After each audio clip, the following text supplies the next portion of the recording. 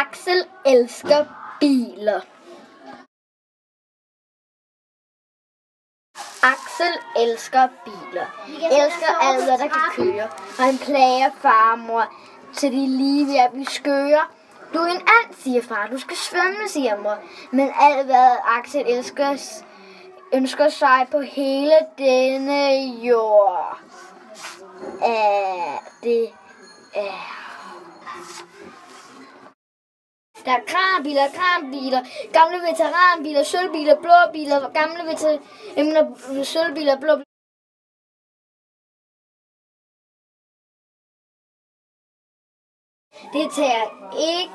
De tager nu fejl.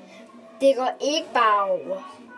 Og en meget tidlig morgen, mens de andre stadig sover, lister Axel afsted og spacerer mange mil. Ind igennem skoven og finder sig en bil.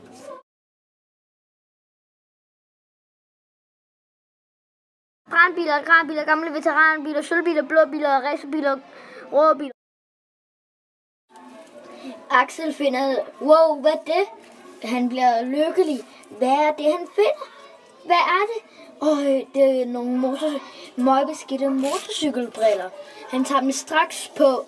Det er lidt svært at se, for de er helt beskidte. Hovsa, hvad er det? Han falder over noget.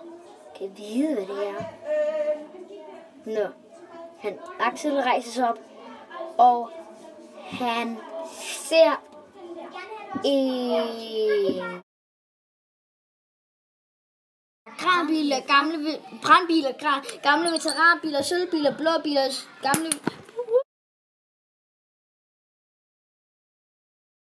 Axel finder en... Wow, råber Axel. Det er et løbehjul med motor.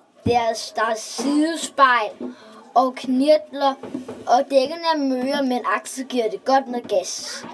Ja, og drømmer om, at han kører i en kranbil, en gammel veteranbil, en sølvbil, en blå bil, en racerbil, en rød bil, en handlag og en traktor. Hos den hvem spærrer vejen?